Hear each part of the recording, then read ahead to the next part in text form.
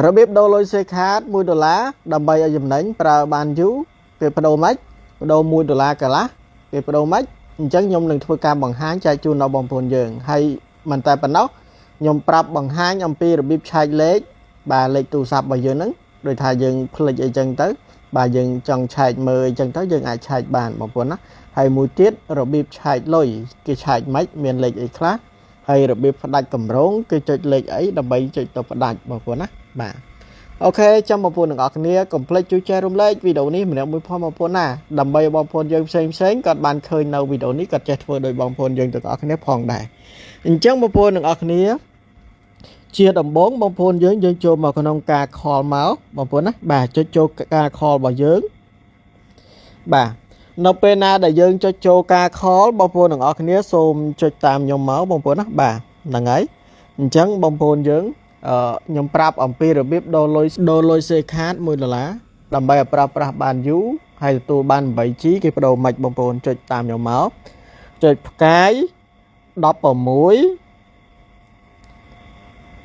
15ផ្កាយបងប្អូនណាហ្នឹងហើយបន្ទាប់មកបងប្អូនយើងវាយលេខ100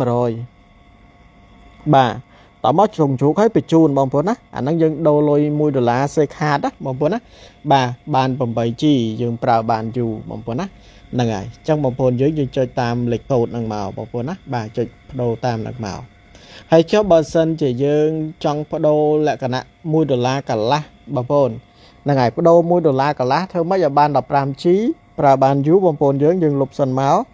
អញ្ចឹងបងប្អូនសូមចុចតាមខ្ញុំមកផ្កាយ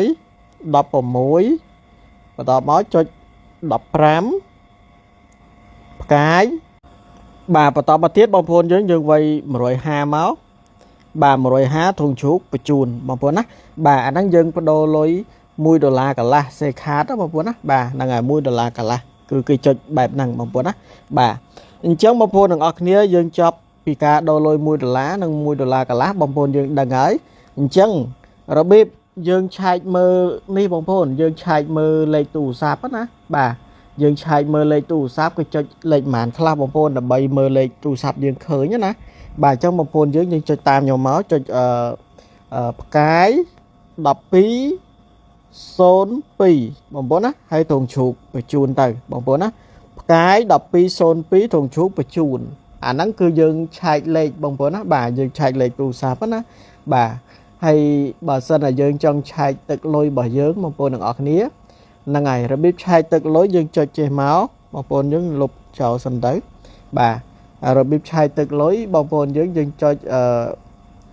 ផ្កាយ124ធុងជ្រូកបញ្ជូនបងប្អូនណាបាទផ្កាយ124ធុងជ្រូកបាទអាហ្នឹងយើងចូលទៅឆែកទឹកលុយ Share Card ណាបងប្អូនណាហ្នឹងហើយអញ្ចឹងបងប្អូនយើងចុចតាមនឹងមកបាទអញ្ចឹងយើងឈានចូលទៅដល់ការផ្ដាច់កម្រង Share Card បងប្អូនដូចថាពីមុនមកបងប្អូនយើងអត់ដឹងថាយើងជាប់អីខ្លះទេអញ្ចឹងណាអញ្ចឹងយើងចង់ផ្ដាច់កម្រងវិញទាំងអស់ដើម្បីការបញ្ចូលលុយទៅកុំឲ្យកាត់លុយយើងអីចឹងទៅបងប្អូនណាហ្នឹងហើយយើងចង់បញ្ចូលហើយយើងដូរដោយខ្លួនឯងយើងចង់ដូរឬមួយក៏មិនចង់ដូរអាហ្នឹងស្រេចសម្រេចចិត្តលើយើងអញ្ចឹងទៅបងប្អូនណាហ្នឹងហើយអត់ចង់ឲ្យដូរអូតូអីចឹងណាបាទហ្នឹងហើយអញ្ចឹងបងប្អូនយើងដើម្បីផ្ដាច់កម្រងបងប្អូនយើងត្រូវចុចលេខប្រមាណខ្លះអញ្ចឹងបងប្អូនចុចតាមខ្ញុំមកបងប្អូនណាហ្នឹងហើយបងប្អូនចុចផ្កាយផ្ដាច់កម្រងណាផ្កាយ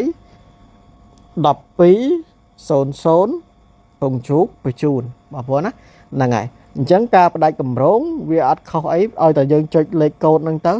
បាទគេប្រាប់យើងឲ្យទៅមុខទៀតបងប្អូនណាវាអត់ខុសអីនឹងបងប្អូនណាដែលបានមើលវីដេអូ